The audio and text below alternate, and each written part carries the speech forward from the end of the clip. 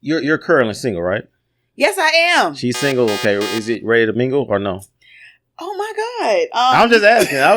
I don't know. So and we are vetting people too, by the way. Yeah. This is not. I'm just because I don't want to say single, ready to mingle if it's not true. So that's why I was asking. So ready to mingle. We vetting niggas. Yeah. Oh Lord. Okay, so Crown got the strap, which y'all didn't know. Strippy. Yeah, you're gonna have to come through a lot of questions and things from different people. But anyway, I put it this way. Mm-hmm.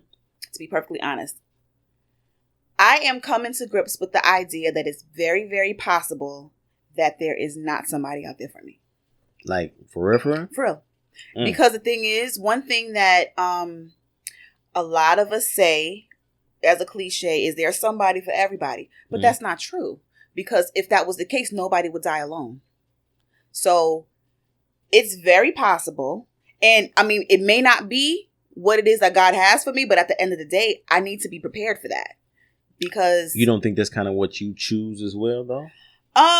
Because everything's a choice. Like everybody says soulmate, but then at the end of the day, you can have 4 or 5 different soulmates.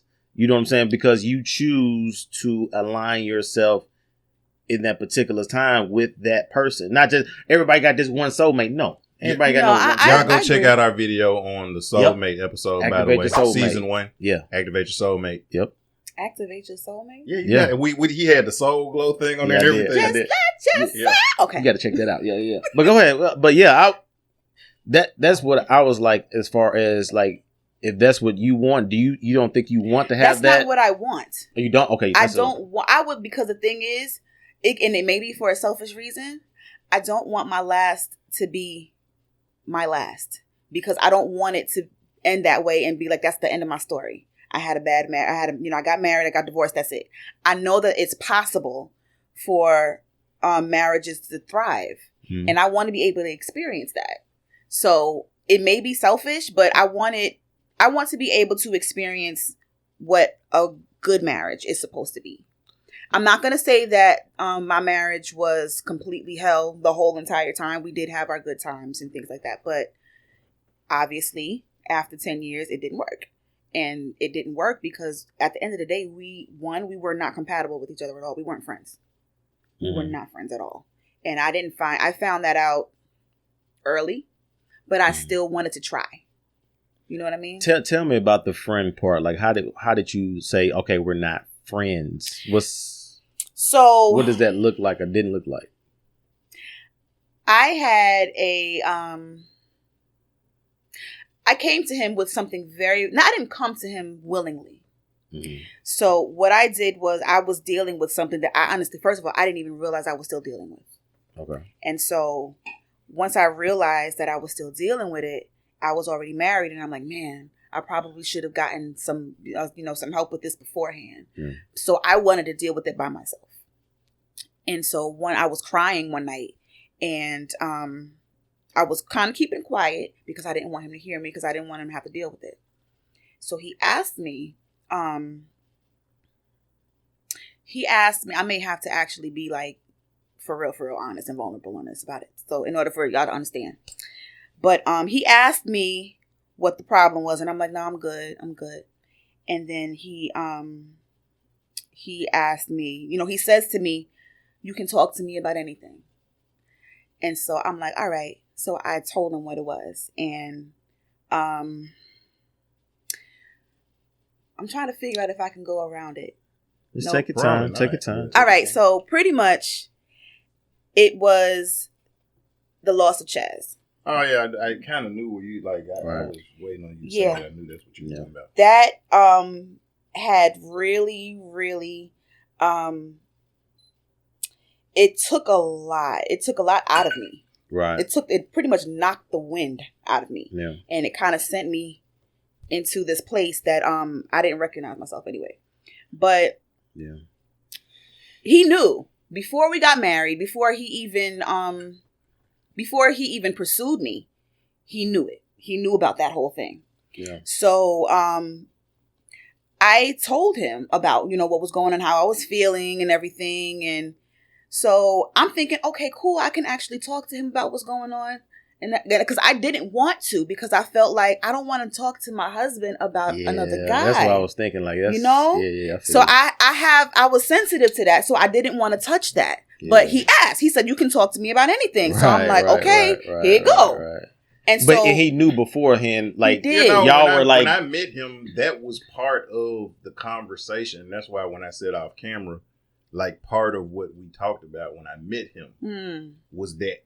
See, that I didn't know. And I asked him, did he feel like, like, do you feel like you're a rebound guy? Do you feel like that pretty much that the only reason you're in this position is because something happened to, like, it's not like he went to jail and then he can get out. Right. And come back, like, he's gone.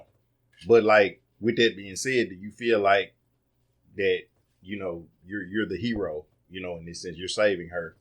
Whatever, or is it a genuine? Like, oh no, bro, I feel like okay. Interesting.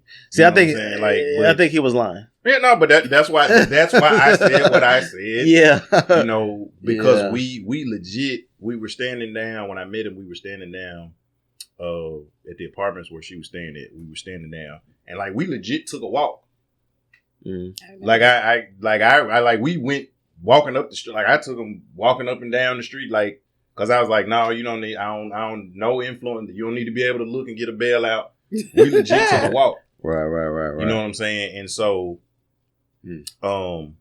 but I think for him, and we kind of talked about this a few weeks ago, you're competing with a ghost. Yeah. And no matter how that may have been in his head. Yeah. But he feels like now, I'm not good enough. I can't compete with him. And if he was still living, I may not even be here. You might not have even choked. We may not even be having this conversation. Right. And he means to you something that I would never mean to you. Yeah. And so I'm not saying that he didn't necessarily feel like he could be vulnerable, but having been in a position where, because I've been there before. I've been in some relationships where I was competing with an ex with somebody that they wanted to be with, or might have been locked up, or whatever the case may be, and that's a you have to be built a certain way to be able to accept it. Like, well, hey, it is what it is, or just have it's about perspective. I want you to finish your story too. Yeah, just about having perspective too, because I can see how that situation can look like, because like he said, whoever you got with wasn't going to replace Chaz, because we know the type of relationship y'all, you know what I'm saying? It was and one I ain't even gotten over that. So Yeah. I'm still dealing with that. So you're not by yourself. Yes. So go ahead and finish. So in that, him being vulnerable, well, he said he was like, just talk. Right. You know what I'm saying? Because he knows the situation. He knows y'all were in love and all that stuff. It was deeper than that. Yeah. And so like they was gonna get married. Right. And so he continued, was like, go ahead and talk. And so you were just like, bet. Let's go. And I did, because again, I had not said anything about it, because first of all, to be perfectly honest, I thought that I had dealt with it in a way. And I thought that, and I think I mentioned this in some other episode of mine before, that if I felt like if I was still dealing with it, or if I didn't choose to move forward or anything like that, then my faith in God was non-existent. So I had all of these different, thoughts and things, but I should have dealt with it way before I did. And by the time I realized that I wasn't, I didn't expect to be over it, but I expected to at least be good enough to, to move forward without that being a consequence or something in the back of my head. So, or affecting my marriage. So at that time, like I said, he said, talk to me, whatever. And so I did. And then the next day, attitude. So was that the first time y'all, because I know you said so he knew about it, but what you said to him that night, was that the first time we talked about it? You said it that way? Or I guess because like you said, you were crying, and so he was aware of that. So was that the first time y'all had that type of conversation? I think it was. I believe it was. See, that's crazy. And that's the problem. Yeah.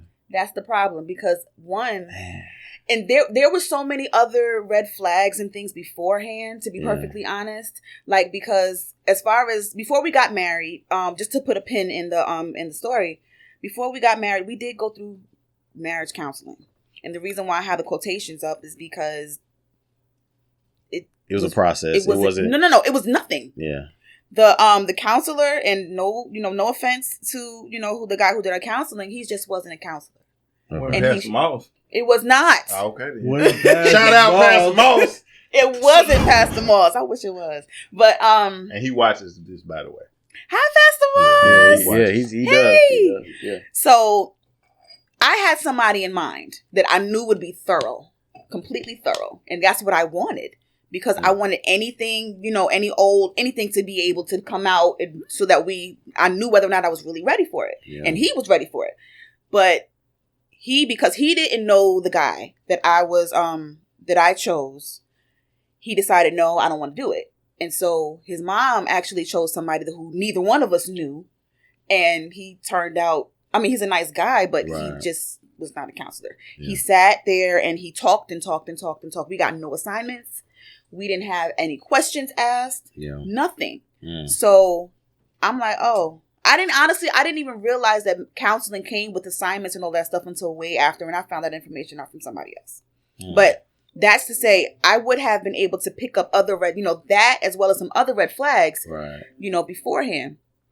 So going back to the story, the next day he caught an attitude with me. Straight attitude the next morning. And I'm like, I'm feeling good because I done already released and let everything out. Right. And he's got an attitude. So I'm like, what's the problem with you?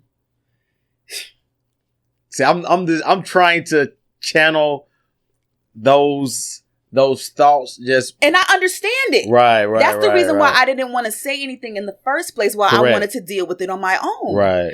So he says to me, I'm over here trying to do everything that I can for us, and you still got this nigga that didn't even care enough about you to stick around, blah, blah, blah, blah. I'm like...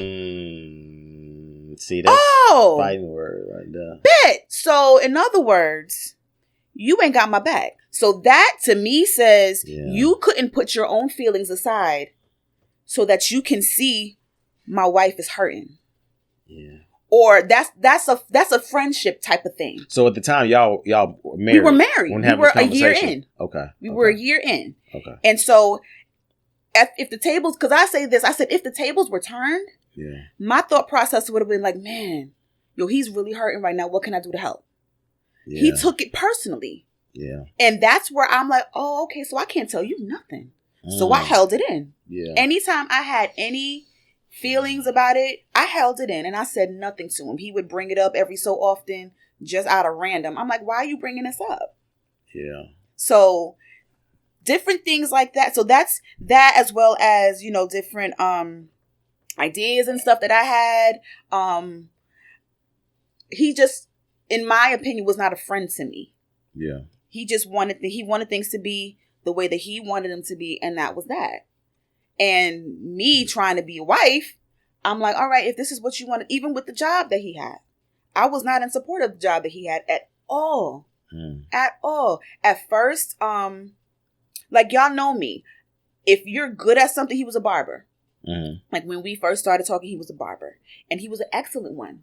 People would come from near and far just to get their hair cut behind him because he was dope at what he did. Yeah. So me, and what I like to do, I'm like, listen, if this is your thing, start yourself a business. Open up a shop. I'm with you with that. I've been, passing out cards and stuff and letting people know, come see him. He's dope. Stand a third. I can do that. But then he decided later, and I understand the reason, because there's no benefits with having a business and all that stuff. So he wanted to take care of his family. He wanted to become a cop. I was not in support of that at all.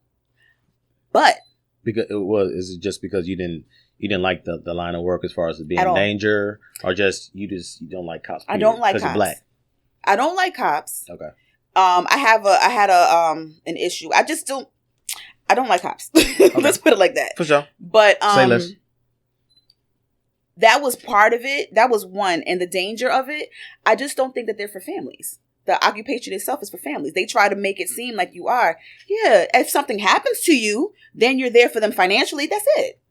Mm-hmm. But as far as, you know, like there would be times when he would have to be called and he would be off or whatever, supposed to be off. They'd have to call him in, you know, things like that. I'm like, there was so many different things that I'm like, this is not a job for anybody with a family. And plus the divorce rate of a cop is 60%. Really? If I'm not mistaken. I have to get the exact numbers, but I believe it's 60%. I was determined to not be part of that, but here we are. Keep it presidential.